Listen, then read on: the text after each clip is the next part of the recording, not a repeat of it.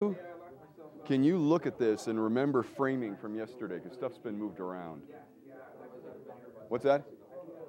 Right, well tell me where things ought to be relative to yesterday, because I can tell that stuff's moved.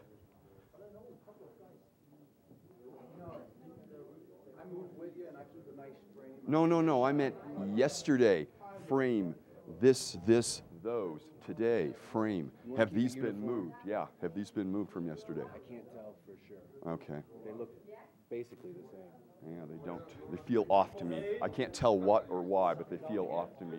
I think the chairs have been moved. That's one thing. All right, thanks.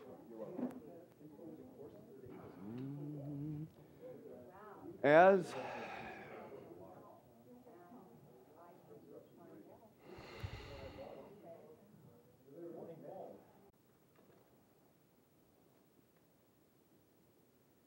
reason.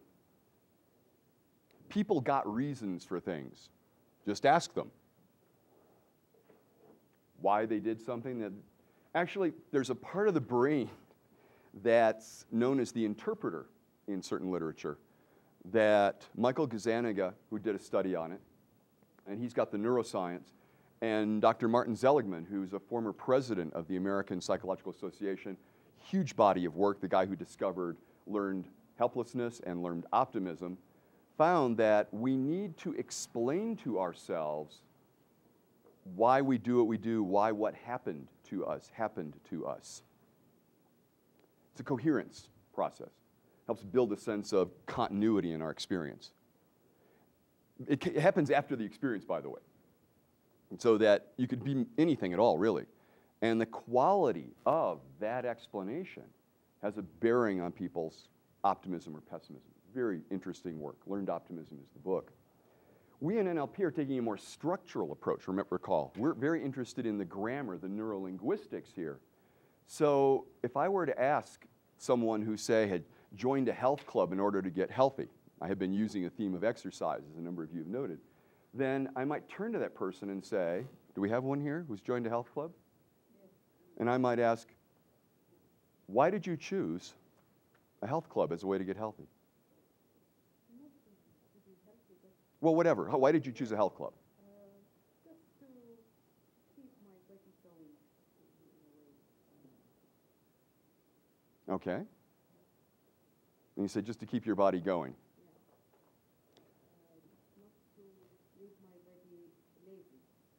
Okay. So what are we hearing there? Keep my body going, not be lazy. We're hearing criteria. And it is, in our assumption in the model, that a person who offers criteria is more likely and more interested in the options that a situation offers. Now, what this is in reason is it's how the person reacts to, interprets the motivational context. That is, that if they're offered choices, they're more willing to get involved and get motivated. If they're told they need to follow a procedure, yes, they'll balk. Yeah, the person will balk. Whereas there are other people that really want a procedure. And once again, because you have self-selected yourselves and you look around and go, I don't know anybody like that, or just one or two, be reminded of the sales call situation. A number of you, just because you're interested in influence, may have studied sales literature where they start to fill out the form and they go, and your name is, and how long you've been alive, and how big is your family, and what's your favorite color, and they start filling in all these things. They got 1, 2, 3, 4 next to them, and they get down towards the end there, and they start going, and what size couch would you like, and how many lamps, and so forth, and then they turn it to you, and there's this almost completed form that's only lacking your signature right below your credit card number, and people who are more procedurally oriented, which, by the way, I've noted could be something I could have more of to get things done. People will look at that, and if they're procedurally oriented, they'll be drawn to sign it, to get closure. There are certain seminar trainings in the United States, rather famous ones, that when you are concluding the seminar, they say, look under your seat. And under their seat, there'll be an almost completed form. Once again, ticking off the different steps that you need to go through, and of course, needing a credit card number and a signature. The other thing is that people who are procedural, if they can get a step or two, they get going in terms of motivation, and this is very useful. Now, these we consider meta-programs because it's sequence versus sort of a random sense of criteria. When I asked you just now, you brought up an important criteria, you brought up another important criteria. You weren't putting them in any particular order. And so it's an ordering principle in the neurology, whether the person is drawn to sequential order or whether they're more drawn, therefore, to the different kinds of criteria and values that would motivate them. You can hear this in Tony Robbins' work when he says, you'll do something when you get enough reasons. And what is he telling us? He's telling us when you list enough criteria, and that criteria can be, my family will see me as a healthier person and they'll eat healthier. You know, my sister might start exercising and might start taking better care of herself. I'll live longer. I'll have better sex. You know, there's whatever it is, the person gets enough criteria that they what? Remember what we're doing here with a motivation strategy. It's a threshold. They're cranking it up with each criteria until, boom, they go. Now, someone who's more procedural or both, you'll find they need enough criteria, and then they need to know how to get into the process. And for them, they'll want more order. In fact, the person, if they are procedural and is watching this tape, engaging in this with me, will be somewhat frustrated by my apparent lack of procedure. And not because I don't have one. I have a very specific, I was asked that, a very specific plan in terms of a lot of conceptualization going towards practice. So when we get done here, it's total practice. And I'm not doing this. Let me remind you that the questions you're being offered were formulated by Ross Stewart and Roger Bailey to interview people in a business context to rapidly elicit the information without having the person go through this extensive a training process. They're there in the person's nonverbals and in their verbals all along. You start talking to the person about, okay, you want to be motivated to be healthier and so forth, and you know, and, oh yeah, I'm having difficulty in this one area, and well, what is that area? And they go, well, you know, I've joined a club, I've joined some people, we're exercising, but you know, I'm just not getting with it. Motivation problem. Because after all, remember, motivation strategies are running all the time as well, and if you're motivated, you don't notice it. Well, you will after this. So the person begins to talk about this, and they might say something like, I don't know the first thing to do. Ah, self-help books, lists, things you fill out. So this is the reason this is considered both a meta-program and is included in motivation. And once again, it's one of those curious high comedy things is that if you're options-oriented, that you would want to offer the person lots of options. And they're going, I just want to know what I need to do. And they start showing you stuff, behavior like this, then you don't need to ask the question, why did you choose this particular format, this particular way of doing this? You've seen it. On the other hand, you could ask, how did you choose?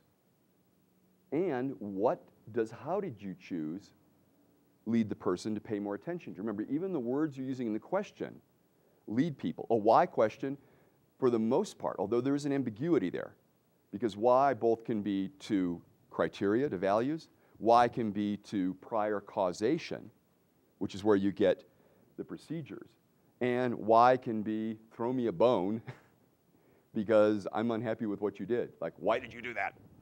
So there's an ambiguous response, and you're playing off the ambiguity. And the person chooses the one that fits for them. That's why we get away with why.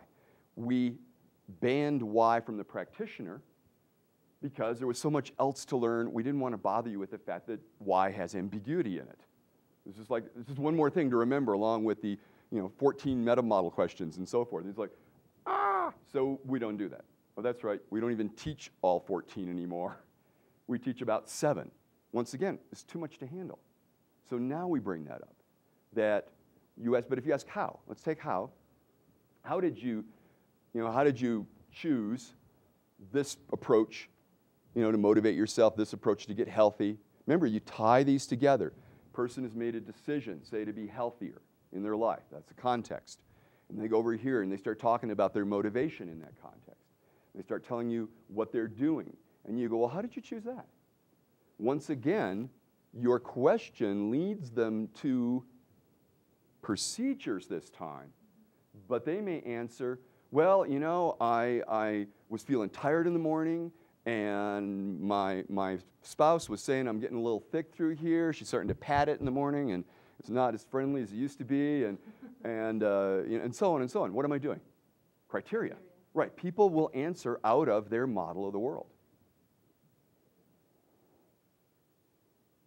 So is that clear? Sure enough.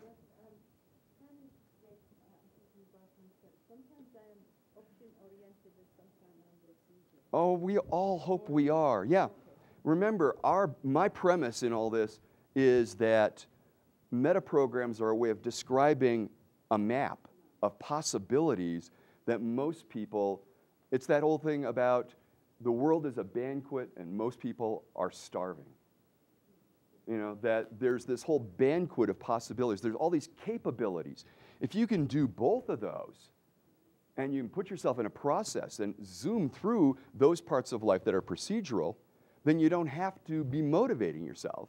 You just get up and you do it. This is what these morning habits are. These people that do get up early in the morning and they have like a ritual, they do have a ritual. They have a procedure that they get into the day, and then by the time they've completed the ritual, the procedure, they're present, they're awake, and their clothes are on straight.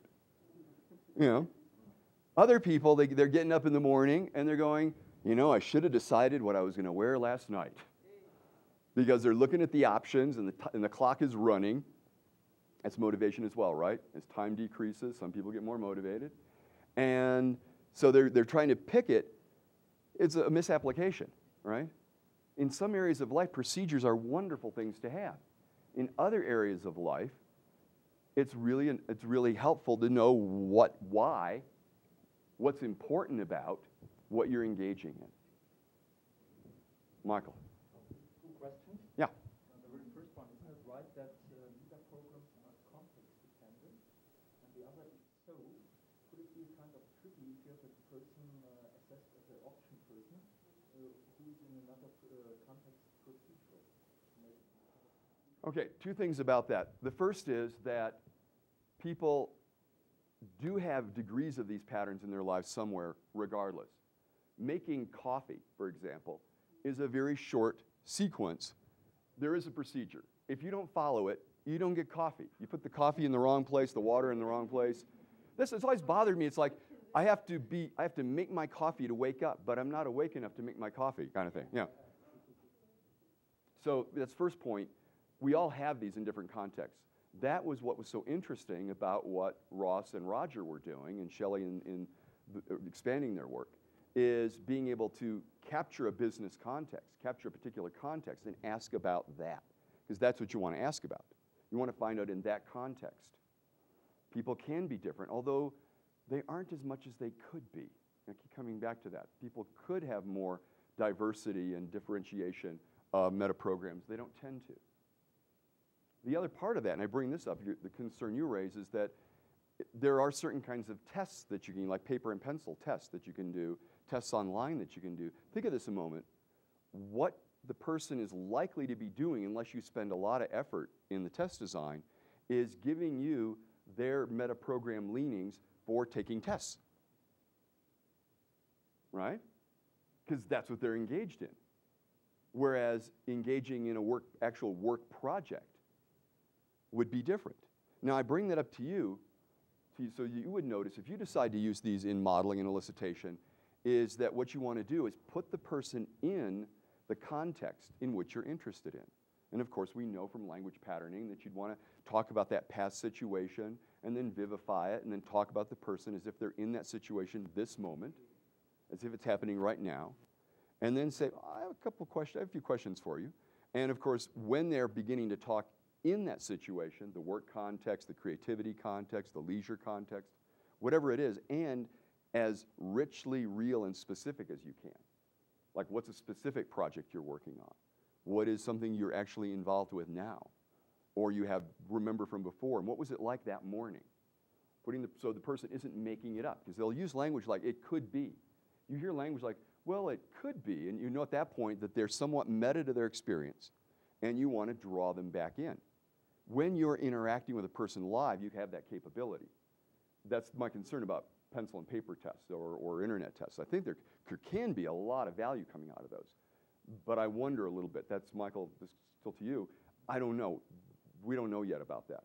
You know, how well that is the test the person writes representative of them at work. What we really need to do is hire some people and go do both, right? Have them take the test and then go meet them at work and then compare the results. Given that NLP is not an experimental field, and given that it's not a research field specifically, we haven't designed those kinds of tests. All right? And for your purposes, there may not make a difference, because you actually do see the people, meet with the people. Yeah. So you put them in the context, and you get the specific situation that you're interested in. If we did this as a complete process, you've asked the parts about the decision. Now you're at the point of motivation, asking about motivation. And then you say, in that situation, the one that you asked them about. So tell me about a situation or a decision you're really pleased with, if you want to elicit what they're good at, or something in your work that's important to you. Now, what was important in that situation? What were you paying attention to? What's important about that? You're getting the values. The question, what will having that do for you for each of those where the implicit message in the criteria doesn't let you know? If they say relax, you know it's away from. If they said, I want to gain, you know it's towards, and so forth. If they say something else like satisfaction, you need to ask, what will having that do for you? You're listening at the same time to the sentence structure. How long between I and then modifying words and the verb? The more distance, the more reactive. The less distance, the more proactive. And again, one sentence does not make a pattern. You want to get some bit of conversation with them, some bit of their writing, internet, whatever, that lets you begin to see this come out. You're also listening for, what are they doing when they make comparisons? Are they noticing the sameness of something? Are they noticing that it's more or less? Are they noticing differences? There's another possibility, and that's polarity response. As I understand, very popular among youthful teenagers and certain adults. It's not that common a response, just a few percentage points among people, but if you get a sense that the person is contrary, as they would say in ordinary language, you can always test for it by using the Erickson pattern, don't you? So you say whatever it is that you want to say, you pause, and you say, don't you? And they will flip their response. That, or you can just contrary your own response. You can say the opposite to them. So they say, so something like, so you like exercise? And they'll go, no, I don't. And then I could say, so you like exercise, don't you? Or I could say, when they say, no, I don't, I could go, so you don't like exercise? And they'll say, yes, I do. All right. Then you know you've got a polarity response. Fairly easy to test for. As I say, very small percentage of people that have this, but you kind of get, they seem like they're always disagreeing. This is different than, by the way, counterexampling, which is something that I do. Counterexampling is just more difference, but I can agree. A counterexampler will find the bit of the chair turned the other way. The counterexampler will find the details that are different. That's looking for difference. But if you say the opposite to them, they won't flip. They'll say, yeah, well, that's still the difference there. Reason, steps, or steps, or steps, or criteria. Can we do both? Someday, I hope. And a number of people do. And when you're modeling, you want to pay particular attention to that. There may be a sequence. For example, some of you have already noticed that some people will find out what they don't want and then what they do want. And I'll pause on that for just a moment and say, now we're getting to the point where you understand the difficulty you had with certain individuals after your practitioner training when you went out in the real world and were endeavoring to get outcomes from them, right? So what do you want, you said in your best NLP voice, all ready to help them write it down and make it well-formed. And they said, well, I don't want this, and I don't want that, and I don't want that, and I don't want that. And you go, okay. And you look through your notes trying to figure out, now, what do I do now? Because that wasn't in the practitioner training. And then you go, what do you want? And they go, well, I don't want that, and I don't want that, and I don't want that, and I don't want that. And then we have the John Grinder approach. Hey, Dedu, what do you want? Well, now you realize that as a way of sorting the world, as a way of paying attention to experience, they're very well developed here. Now, we know from before, and go back to a previous diagram, we know that they go toward food at some point, or they wouldn't be alive. And we know that they go toward certain kinds of pleasurable experiences, or they wouldn't be alive. I mean, even if it's just like holding the clicker, television, even if it's that, there's some physical level on which they do know what they want. It's just it's so short term, and it's so near term and present that it's not giving them a direction in life. So what you can do is you start with their away from. So you don't want this, and you don't want this, and you don't want this, and you don't want this. And not wanting those things, what do you think of wanting? And now you're helping them build a strategy as well. Now, I'm bringing this up for a couple reasons. One, for that. The other is that you'll often find that professionals in high-risk fields, at least I found this with financial decision makers, traders, people like that, they have to do both. The idea being the gung-ho cowboy, master of the universe kind of trader with the suspenders and all, it's just throwing money around. Yeah, these guys, they bring banks down.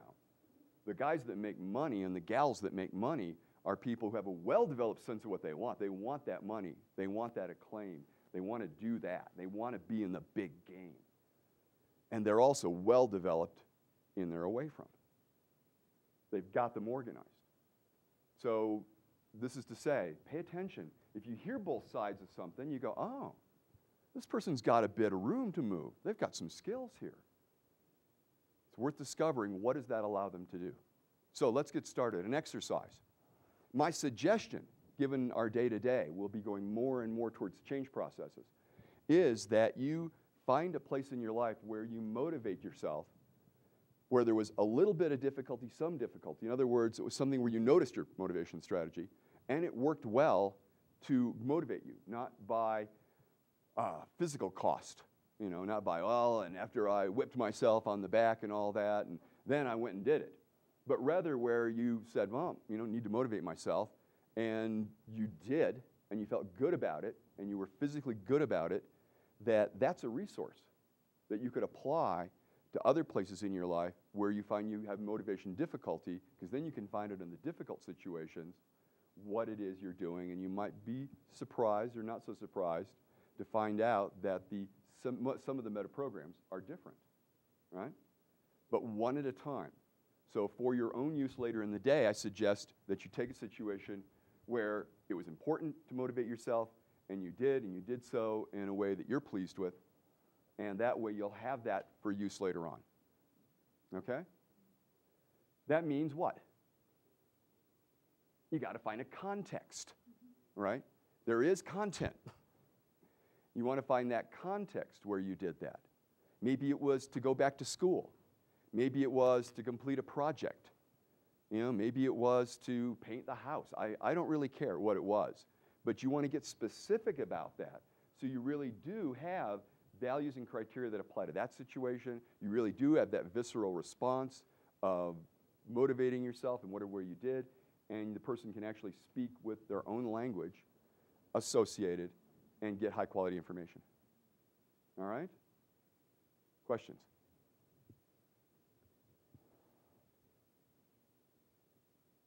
The other day, I said something about look around and find someone you're attracted to or repelled from. Just don't tell them which one they are. This is the kind of stuff in NLP that the more the person is different from you, the more curious you want to be.